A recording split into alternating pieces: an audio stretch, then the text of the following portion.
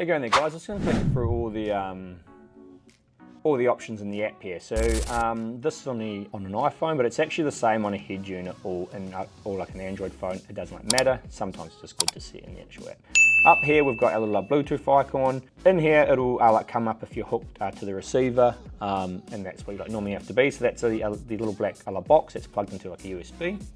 This is our main display. So you've got pressure up the top, temp down the bottom. And you can see you have these sort of numbers here, and you can see the small numbers on the tyre. So normally 1, 2, 3, 4. And there is like numbers on the like sensors like sometimes. Now it's not really important, the numbers, it just helps you to know where they go. So you can swap them around if you need to. Pair sensors in here is like how when you hook to the receiver, you pair new sensors. So you can tap on there, and what you have to do is you got to screw a sensor on and then screw it off completely, and it'll have a big change in pressure, and that will put it into activate sort of mode. So you'll push on that, you do that, you screw it on, then screw it off, and it'll say pairing successful, and you'll get a number in there. If you've got the unit brand new, it's probably already paired up, so you don't have to worry about that. That just sort of tells you how you do it there. So instructions on the question mark. TPMS setup. This is basically all the information you're getting coming through. So do you want abnormal tyre sound? So that's if something's going wrong. So that's the notification that'll pop down on your bar.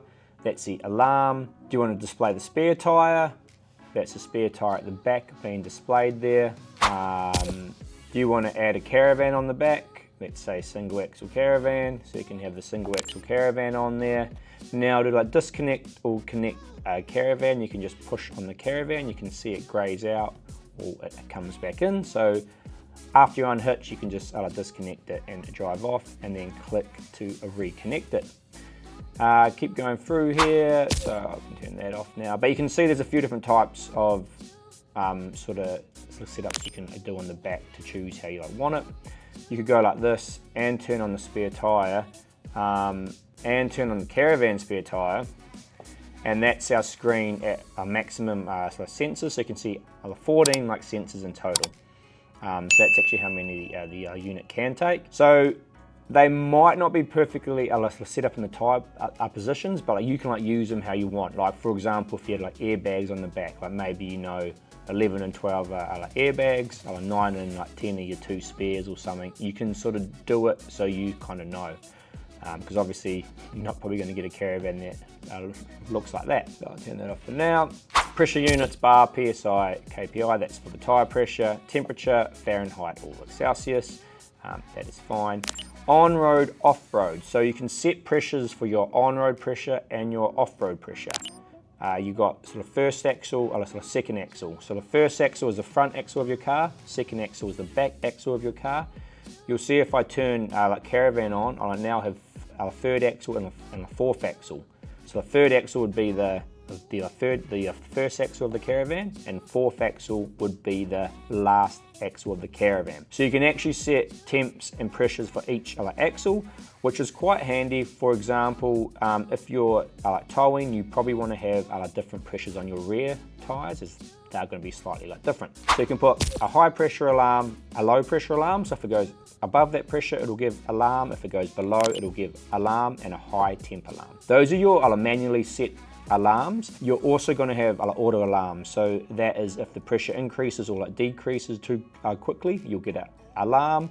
Or if the temp jumps up and down too quick, you'll also get an alarm. Sometimes you might need to calibrate the tyre pressure. This is normally to do with altitude or whatnot. So yes, most of the time in Australia not needed, but it is there. Low battery warning, that's in the sensor, and they're just coin batteries, so they can be replaced. And the internal sensors, you just throw those out and replace them completely. Normally an internal sensor will last the life of a tyre. Maybe not in the case of a caravan that sits around for 10 years and hardly does any kilometres. So that's something to be sort of wary of. A connection error, that's if there's a connection issue between these sensors and the receiver. Device management, you don't need to really worry about. You can check for updates and see the version you're running. That's about it. Mute here will mute your alarms or unmute them, and on-road or off-road. So if it's on blue off-road, you're now in off-road mode and your pressures will be on your off-road pressure. That's all the setting up rundown for the app, and our Android and iPhone will be the same, and actually if it's installed on our head unit, it is the same as well.